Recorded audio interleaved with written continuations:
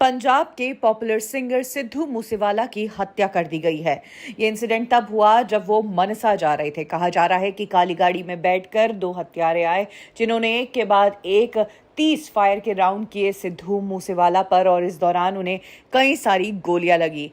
सिद्धू मूसेवाला को तुरंत हॉस्पिटल ले जाया गया, लेकिन हॉस्पिटल ले जाते ही उनकी डेथ हो गई उपचार के दौरान ही। सिद्धू मूसेवाला को चौंका देने वाली बात ये भी सामने आई है कि उन्हें इतने समय से पंजाब गवर्नमेंट द्वारा सिक्योरिटी दी गई थी और कल ही उनकी सिक्योरिटी हटाई और आज उनकी हत्या कर दी गई।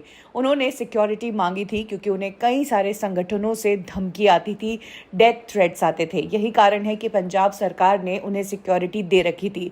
लेकिन हाल ही में पंजाब के नए सीएम भगवंत मान ने कई वीआईपी लोगों की सिक्योरिटी हटाई, ये कहते हुए कि सिक्योरिटी में बहुत पैसा खर्च होता है और इन लोगों को सिक्योरिटी की जरूरत नहीं है। तब कल ही सिद्धू मूसेवाला की भी सिक्योरिटी हटाई गई और आज उनकी हत्या हो गई। तो कहीं ना कहीं अपोजिशन जो है इसे आप गवर्नमेंट की नेग्लिजेंस भी मान रही है।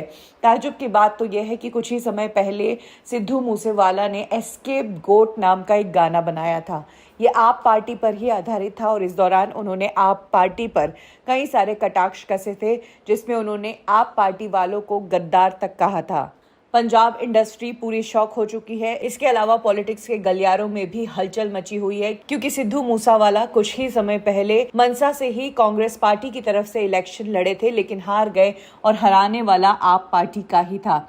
ऐसे में मनजिंदर सिंह सिरसा ने कहा है कि पंजाब सरकार की ये नेग्लिजेंस है और भगवंत मान के खिलाफ नेग्लिजेंस की एफआईआर करनी चाहिए, उनके खिलाफ मामला बुक करना चाहिए। सिद्धू एक बहुत ही बेहतरीन सिंगर थे, सिर्फ इंडिया में ही नहीं बल्कि फॉरेन में भी वो पॉपुलर थे और उनकी इस हत्या की घटना ने सबको शॉक में डाल दिया है।